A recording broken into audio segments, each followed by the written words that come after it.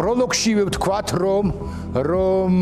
რომ იმხანათ ანუ 17 წლის წინ რუსეთს ჩვენი განადგურება უნდოდა და ან რუსეთის FSB-ს აგენტი უნდა იყო, მსგავსად ასე მაგალითად ირაკლი კობახიძისა თუ სხვებისა, ან აგენტების პროპაგანდის მსხვერპლი რომ აგენტურის თუ აგენტების პროპაგანდის მსხვერპლი რომ ეს არ იცოდე, ამას ვერ ხვდებოდე, ამას ხმამაღლა არ აპროტესტებდე კი არ ამბობდე, მაგრამ საბოლოოდ მე ახმამაღლებას კი არ ვთხოვ ვინმეს. არამედ ვსაუბრობ იმაზე, რომ ბევრი თქვენგანის დუმილი ძალიან უწყობს ხელს ამ ქართული რუსული ოცნების მზაკრული ჩანაფიქრების გავრცელებას, დამკვიდრებას.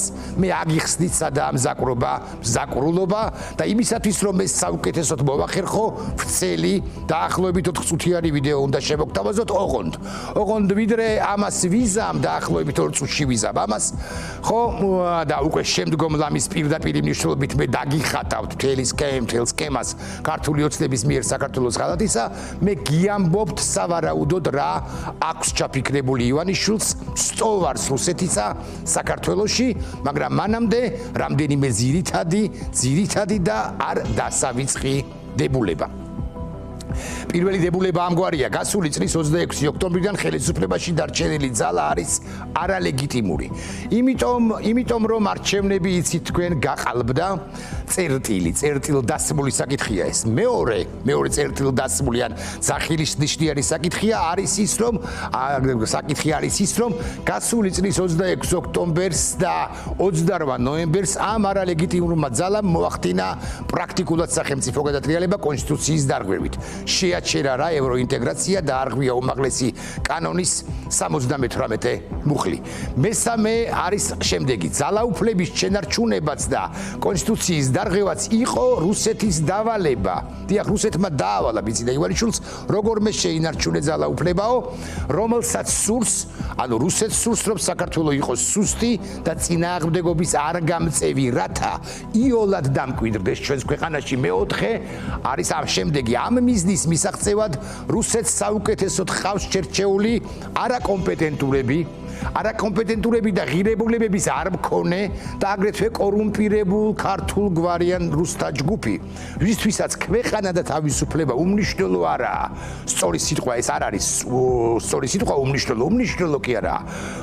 არამნიშნულოვანია. მეხუთე ამ ჯგუფის სათავეში რუსეთს დასმული ხავს რუსეთის მიერ ღმერთმა უწყის, მის მიერვე ღმერთმა უწყის როდის დავერბევკებული ბიძინა ივანიშვილი, მამა გლავარიბეთ კი ასე ვიტყვი ამ სინდიკატისა, რომლის შერაცხადობაც, ნახეთ როგორ ვამბობ, შერაცხადობაც ბიძინა ივანიშვილისა საეჭვოა ნამდვილად მე-6. აბსოლუტურად ყველა განცხადება და ქმედება ამ სინდიკატისა არის რუსეთის ინტერესების გატარება, ანუ რაც არ უნდა თქვას და სადაც არ უნდა თქვას პაპუაშვილმა, კობახიძემ, დინარაძემ, რიგითმა დეპუტატმა თუ არა რიგითმა მინისტრმა, ეს არის რუსეთის ინტერესების გატარება, რუსეთის კარნახით ლაპარაკობენ უმრავლეს შემთხვევაში ესენი ყველაფერს. აი ეს ყველაფერი ხომ და იმახსოვრეთ, ახლა მეორე რუსის, პირველი რუსი არის ივანიშვილი, მეორე რუსის TV პირველისთვის მიცემული კომენტარი ნახოთ.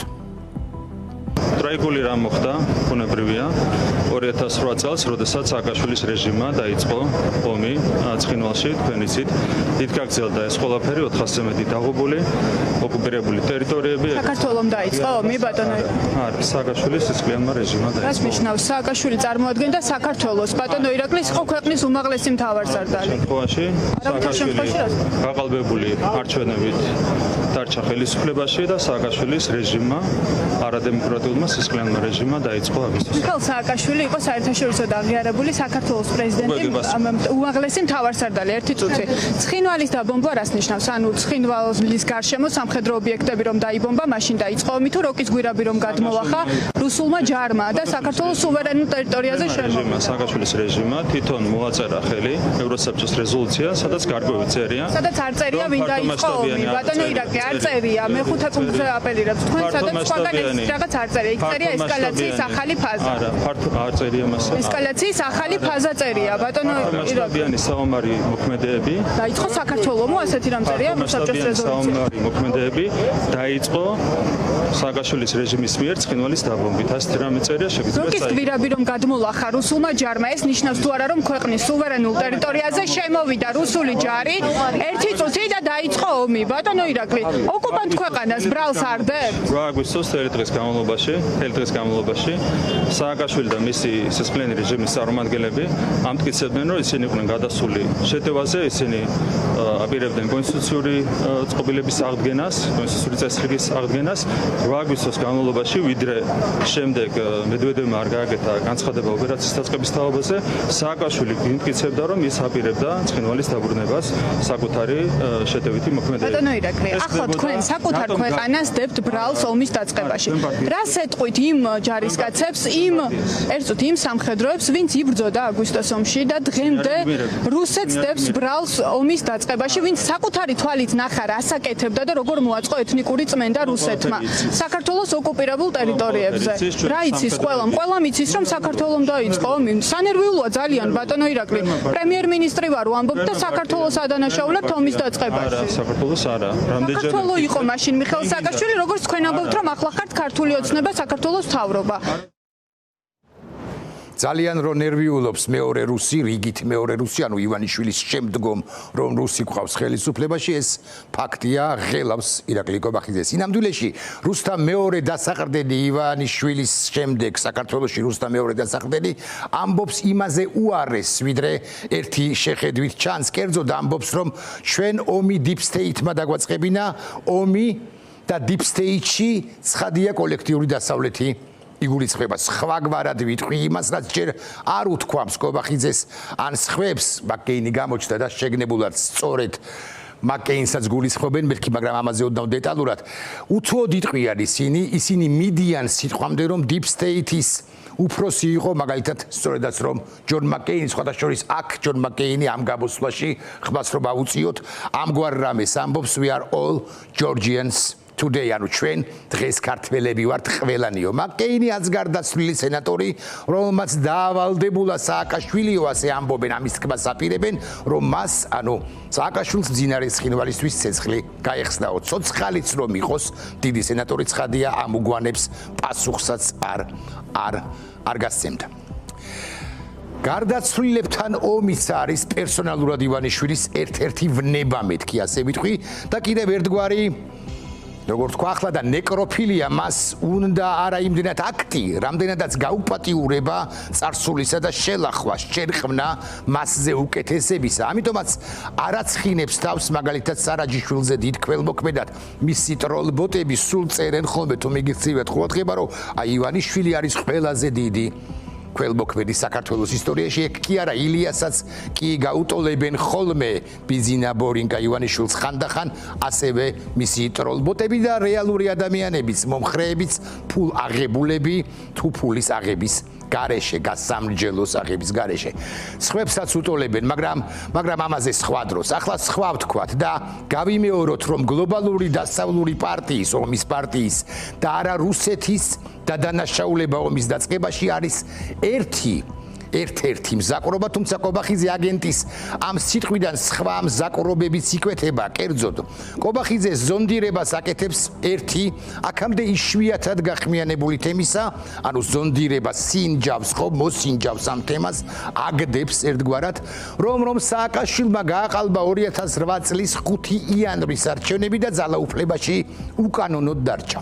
შესაბამისად ყველაფერი, რაც ეგრეთ წოდებულმა უკანონო პრეზიდენტმა გააკეთა, საქართველოს კი არა უკანონო პრეზიდენტის ქმედება ნახელავი იყო.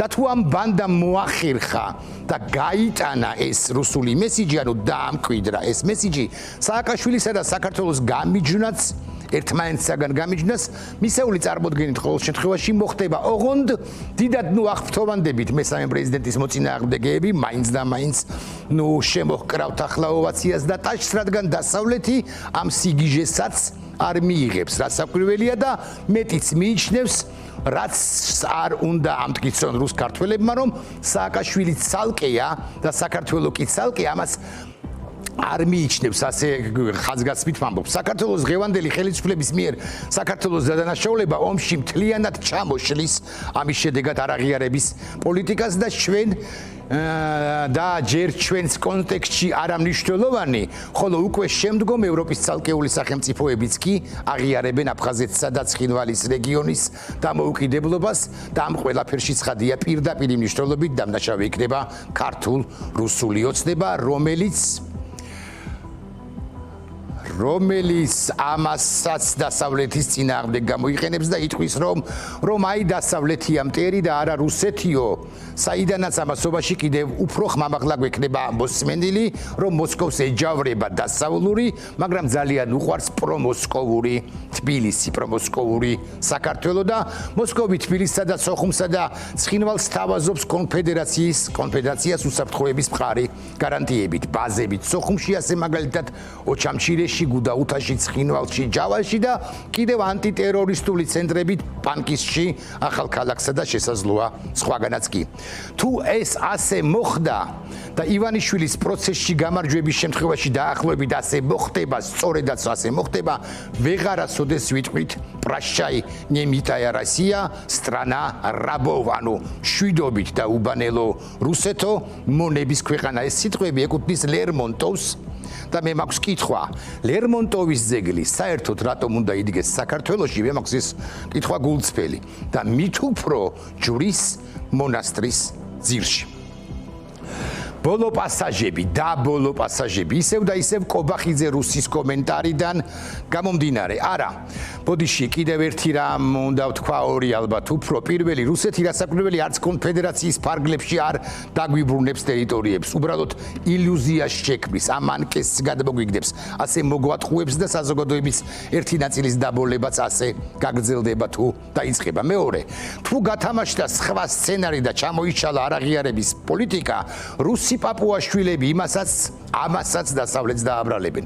მესამე, რაშუაშია ისრაელი, ახლა კადრებია სწორედ ისრაელისა და ღაზას სექტორი, ღაზის სექტორისა.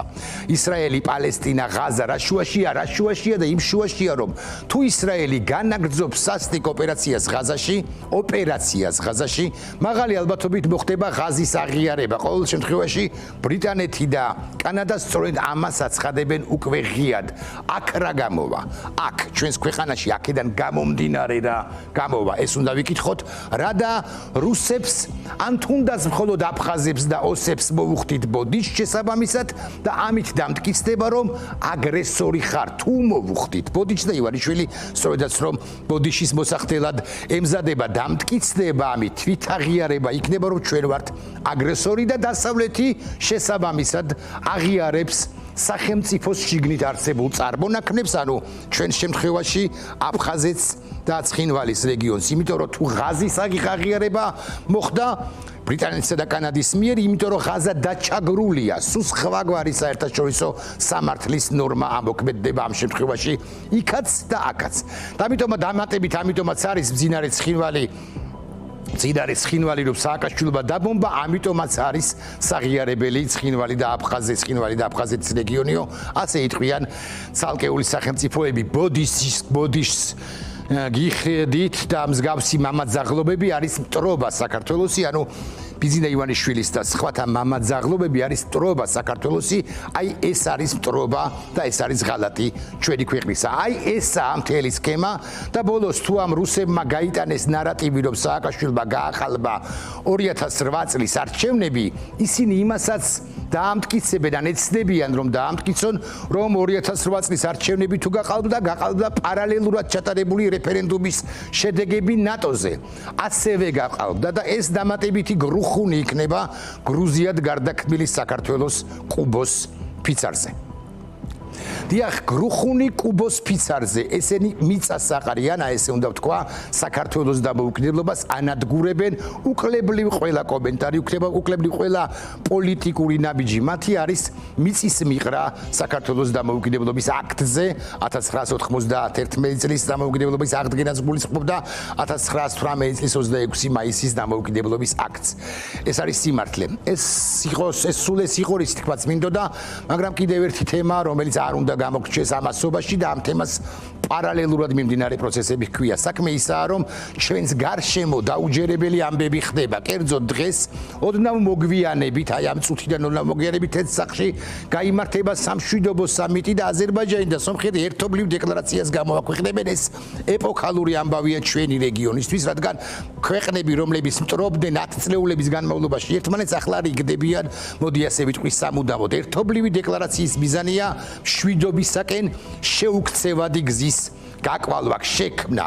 აღნიშნულ დოკუმენტში ხაზგასმული იქნება ურთიერთობების სრული ნორმალიზაციისათვის საჭირო ნაბიჯები და ფოკუსი ომის თავიდან აცილებიდან მშვიდობის აქტიურ შენებაზე გადავა. ანუ ომი კი არ უნდა ავიცილოთ მხოლოდ, არამედ მშვიდობა უნდა ავაშენოთ, ითქვის ერთი პრეზიდენტიც შუაში ვინც არის პრემიერ-მინისტრი უკაცრავად და პრეზიდენტი ალიევი. პრეზიდენტი ტრამპი ამ ყველაფერს დაესწრება და პრეზიდენტი ტრამპი ამ ყველაფრის მოთავე. ორმხრივ შეთანხმებას გამართავს და ორივე ქვეყნის ლიდერთან და შეერთებული შტატები ურთიერთგოგების მემორანდუმს მოაწერს ხელს თავადაც სომხეთთან მიმეორებ და აზერბაიჯანთან ერთად.